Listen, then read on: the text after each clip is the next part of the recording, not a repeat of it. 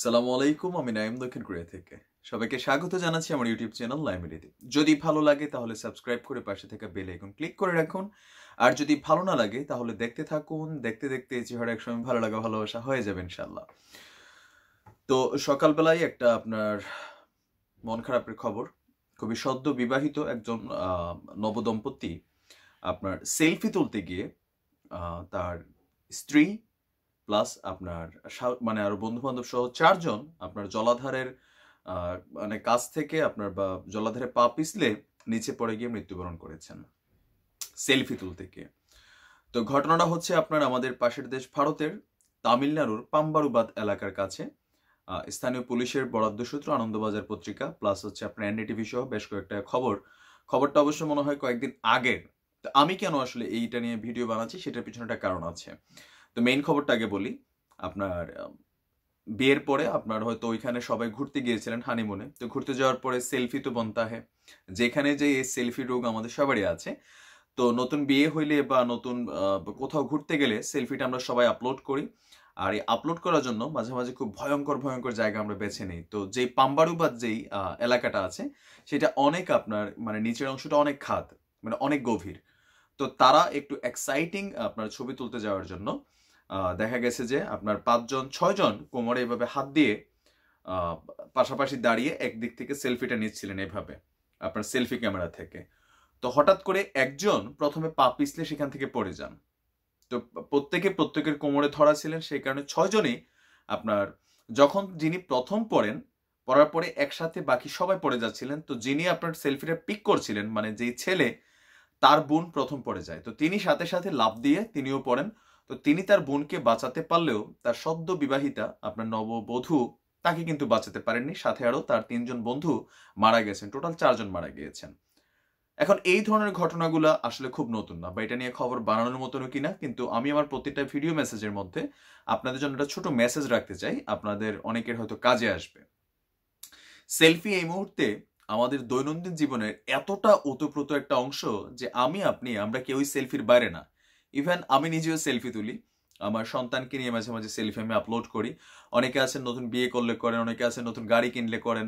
মানে প্রত্যেকটা জিনিস আমাদের লাইফে নতুন অ্যাচিভমেন্ট। আর সেলফির মধ্যে আরেকটা বিষয় আছে যে আমরা কোথাও রেস্তোরাঁতে খাইতে গেলে বা ধরুন নতুন কাপড় কিনলে সবকিছুতে আমরা সেলফি তুলি। সেলফি রোগে সারা দুনিয়া জর্জরিত। আপনার পরিসংখ্যান অনুযায়ী 2011 থেকে 2017 পর্যন্ত টোটাল 259 জন লোক সেলফি তুলতে গিয়ে মারা গিয়েছেন। আপনি চিন্তা করেছেন? সেলফিটা এমন একটা বিষয় হয়েছে যেটা মানে যে যত ডেয়ারিং স্টাইলে তুলতে পারে মানে সবার কাছ থেকে খুব বেশি লাইক কমেন্ট পাওয়া যাবে, ওয়াও আপনার কমেন্ট আসবে। তো সেই কারণে এটা একটা প্রবণতা। তো এই সেলফি প্রবণতায় 259 জনের মধ্যে আপনার ভারত সবচেয়ে বেশি এগিয়ে। সেলফিতে মৃত্যুর ক্ষেত্রে প্রায় 150 জনের মতন ভারতীয় মারা গিয়েছে গত 8 বছরে। বাংলাদেশ এখনো এদিক থেকে দূরে আছে, বাংলাদেশের নাম আসেনি। আর পাশাপাশি আছে রাশিয়া, যুক্তরাষ্ট্র, যুক্তরাজ্য। এই দেশগুলোতে আপনার সেলফি তুলতে গিয়ে মৃত্যুর প্রবণতাটা খুব বেশি। এখন সেলফি কি তার মানে তুলবো না? অবশ্যই তুলবেন সেলফি তোলাটা। তবে সেলফি আসলে খুব বেশি কারা তোলে?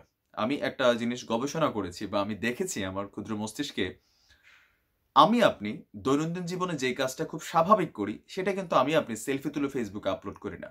আমি যদি খুব ছোট্ট উদাহরণ দিই, ধরেন প্রত্যেকদিন আপনি ঘরে ডাল দিয়ে অথবা মাছ দিয়ে অথবা সবজি দিয়ে ভাত খাচ্ছেন বা গরুর মাংস দিয়ে ভাত খাচ্ছেন।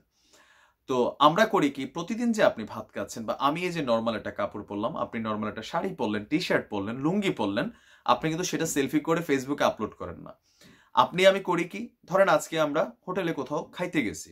এখন হোটেলের মধ্যে ক্যাটাগরি আছে, আলসাল্লা দিয়ে ঢাকা যে হোটেলগুলো আছে মানে বেড়া বোড়ার বা ঝাপড়ি ঝুপড়ি টাইপের গ্রামের প্রত্যন্ত বা শহরের মধ্যে খুব সাধারণ হোটেলে আমরা সেলফি তুললে কিন্তু মানে ভাত খাইলে কিন্তু সেলফি দিই না। দেই কোথায়? চাকচিক্য যে গ্লাসের জগৎ আছে বা বড় বড় হোটেল আছে যেখানে খানসামারা আপনার কাপড় টাপড় পরে থাকে, খুব সুন্দর ড্রেস আপ থাকে, এসি টেসি থাকে, সেখানে গিয়ে আমরা খাবারের ছবি আপলোড করি যে আজ কালিভুনা উইথ নান, ঠিক আছে, বা এই যে চাইনিজ খাইতে আসছি, ফাস্ট ফুড খাইতে আসছি। তো এই প্রবণতাটা আসলে কাদের মধ্যে আছে? আপনি যদি একটু খেয়াল করেন, যেই লোক প্রতিদিন চাইনিজ খায় সে নিশ্চয়ই চাইনিজের ছবি আপলোড করবে না, কারণ তার কাছে এটা তার নিত্য নৈমিত্তিক খাবার। যেমনটা আপনি ঘরে সারা বছর কি বলে ডাল ভাত যেটা খাই এটার ছবি কিন্তু সহজে ফেসবুকে আপলোড করি না। তার মানে খাইতে গিয়ে যারা ফেসবুকে ছবি আপলোড করে, আমার ধারণা যে এই মানুষটা জীবনে প্রথম এই ধরনের খাবার পরিবেশ সে পাইছে। ঘুরতে গেলে অনেক সময় আছে আপনি দিতে পারেন, সেটা হচ্ছে এক ধরনের বিষয় যে আমি কক্সবাজার ঘুরতে গেছি, আমি কলকাতা ঘুরতে গিয়েছি, আমি হয়তো বড় কোথাও বিদেশে ঘুরতে গেছি, সেটা হচ্ছে আলাদা। এটা আমাদের নিত্য নৈমিত্তিক ব্যাপার না। তারপরে অনেকে আছেন নতুন কাপড় চোপড় কিনে আপনার সেলফি আপলোড করেন যে এত টাকা দিয়ে কিনছি বা এই ব্র্যান্ডের, ঠিক আছে? তো আমাদের বাংলাদেশে একটা কথা আছে, কুমিল্লার, আমি কুমিল্লার পোলা, মাঝে মাঝে বলি চেনা বামুনের পৈতা লাগে না। চেনা বামুন বলতে বোঝা যায় যে আপনি যদি সম্ভ্রান্ত বংশের হন, পয়সাওয়ালা ফ্যামিলির হন, প্রত্যেকটা এলাকাতে কিছু কিছু পয়সাওয়ালা ফ্যামিলিকে মানুষ চিনে। তারা যদি একটা সাধারণ গেঞ্জিও গাও দেয়, মানুষ জানে যে তারা যথেষ্ট পয়সাওয়ালা ফ্যামিলি। এখানে আপনার এই যে কাপড় চোপড় গায়ে দিয়ে এটা প্রমাণ করতে হয় না যে বড়লোক। কিন্তু আমার আপনার মধ্যে এই প্রবণতাটা অনেকের মধ্যে আছে। হয়তো উবারের গাড়িতে উঠছে, তিনি চট করে আপনার একটা সেলফি নিচ্ছেন যে উবারে যাচ্ছি ওইখানে। তার মানে তিনি সবসময় প্রাইভেট কার চড় না, তিনি নর্মালি বাস যানবাহন যেগুলো আছে সেগুলো আমরা মানে ব্যবহার করি। আবার অনেকে আছেন যে আপনার নতুন বউয়ের সাথে সেলফি দেন। এখন অনেকে আছেন যারা আপনার একটু ধর্মীয় মানুষ, চিন্তা ভাবনা ধারণা করেন, তারা বউয়ের ছবি সরাসরি দেন না। কিন্তু বিয়ের পরে আমি অনেক ভাইকে দেখেছি আমার ফেসবুকে যে একটু ইসলামিক মাইন্ডেড, বাট উনি ওনার স্ত্রীর বোরকা পরা একটা ছবি, হয়তো মেকআপ টেকআপ করা, চোখ দেখা যাচ্ছে না, একটা ছবি আপলোড করছেন। আচ্ছা, আপনি যদি চেহারা নাই দেখালেন তাহলে সেলফিটা কেন আপলোড করতে হবে? প্রশ্ন হচ্ছে এটা। তো আমি বলছি না যে আপনি চেহারা দেখাইতে হবে, কিন্তু এটা একটা প্রবণতা। মানে আমার আপনার মধ্যে আমরা ধর্ম যে যতটাই পালন করি, ভিতরে কিন্তু এই কিউরিসিটিটা কাজ করে।